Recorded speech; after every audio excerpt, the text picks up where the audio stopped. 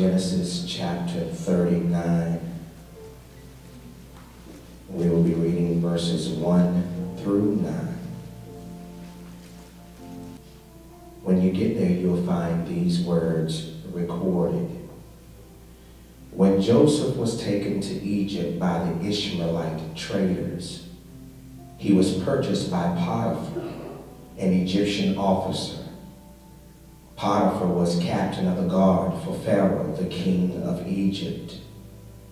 The Lord was with Joseph, so he succeeded in everything he did as he served in the home of his Egyptian master. Potiphar noticed this and realized that the Lord was with Joseph, giving him success in everything he did. This pleased Potiphar, so he soon made Joseph his personal attendant. He put him in charge of his entire household and everything he owned. From the day Joseph was put in charge of his master's household and property, the Lord began to bless Potiphar's household for Joseph's sake. All his household affairs ran smoothly, and his crops and livestock flourished.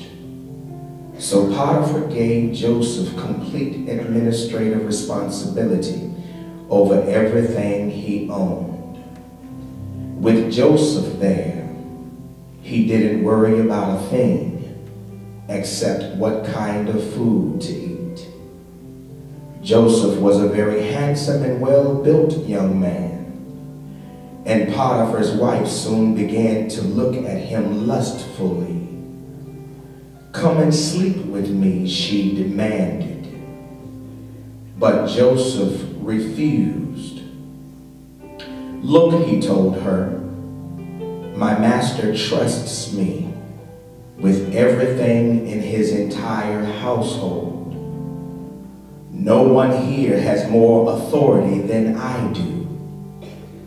He has held back nothing from me except you, because you are his wife. How could I do such a wicked thing? It would be a great sin against God." I want to preach from the thought, favor ain't fair, but it sure is final. Favor ain't fair, but it sure is final.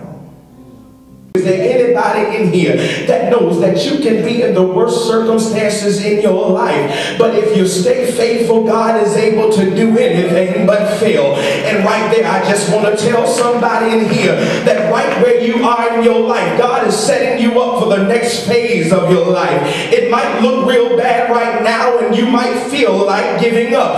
But I heard a man say that they that wait upon the Lord shall renew their strength. They shall mount up with wings as eagles. Is there anybody else in here that understands that oftentimes before God releases favor over your life, you have to go through a certain amount of hell? But is there anybody in here glad that God can bless you while you are smack dab in the middle of hell?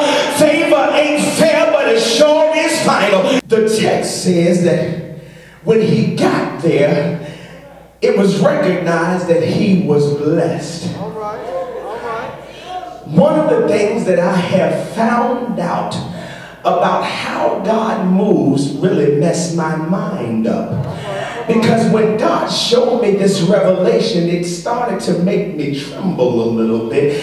Because you know, his thoughts are not like our thoughts, and his ways are not like our ways. And oftentimes you hear people talking about the favor of God, and God shows favor towards me, but they don't even really understand what they are saying. Because what I have learned about favor, y'all, is favor ain't always something good. In fact, y'all, when favor shows up, that means that hell has already been there.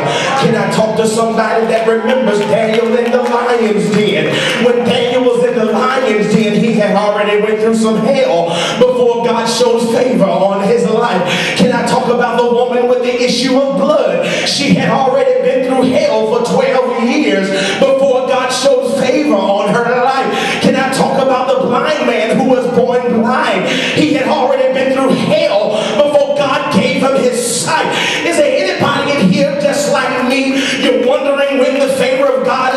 touch your life. Well, I need you to catch this. If you're going through a little bit of hell right now, you need to catch this. Favor is on its way. Oh, I wish I had one person in here that will declare that when favor gets ready to come, that's the sign that hell has already been through your life. Do I have anybody in here that's ever been through something in your life and now you can declare it had to be the stuff I went through that allowed favor to touch me? Here we have Joseph. And Joseph is now in Potiphar's house. All right. And the text says, this pleased Potiphar. All right. So he soon put him in charge of his whole household. All right. You've heard the Bible say that you've been faithful over a few things. I'll make you ruler over many. We've heard it and we say it oftentimes, but I don't think we take the time to really analyze what that is saying, because God needs us to understand today that God is going to allow a certain amount of hell to be released in your life, and depending upon how you handle that hell and how you manage what you're going through, that will determine the amount of favor that God puts on you. Oh, I wish I had somebody in here that recognizes that when you can handle what